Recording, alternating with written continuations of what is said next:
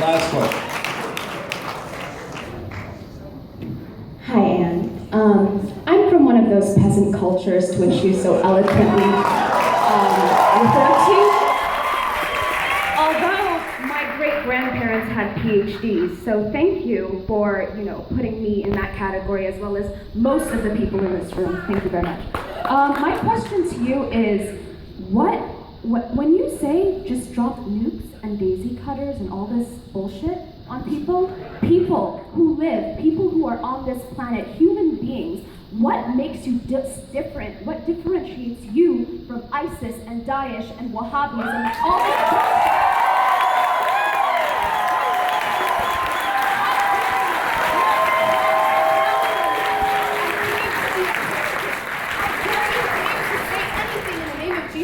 And wear that cross around your neck. How dare you? Why are you here?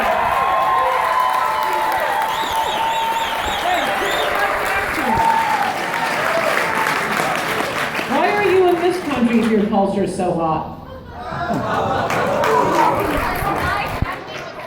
By the Soviets. That's why. Because my grandfather was a political science PhD from Indiana University who came to this country for an education, and when he went back, he was assassinated. That's why. That sounds like a really rotten culture, one that would assassinate a Soviet Union. She said her family.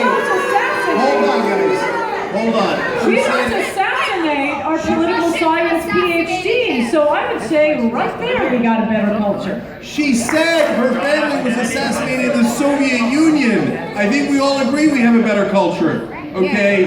It wasn't America. Well, good. Let's all agree that the Soviet Union is a peasant culture then. I'm not You getting on that? The Soviets invaded Afghanistan. Get history correctly, okay? They invaded Afghanistan. They destroyed. Okay, so why are you living in Afghanistan if it's such a great peasant culture? Because there's another culture there still fucking killing people, that's why.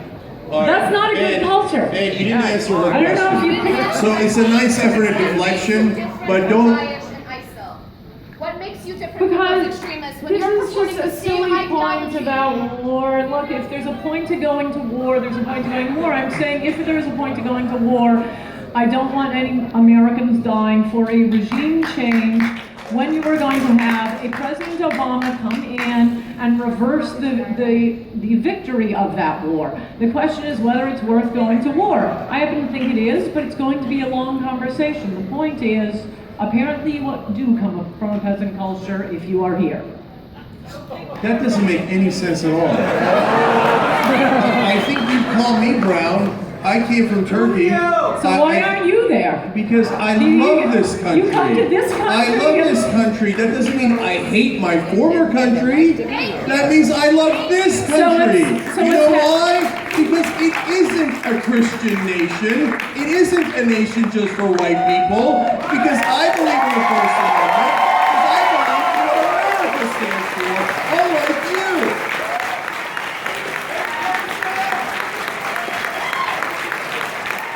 Well, it is a Christian nation. It's not a country just for white people, but it was a country created by white people. And the only way to keep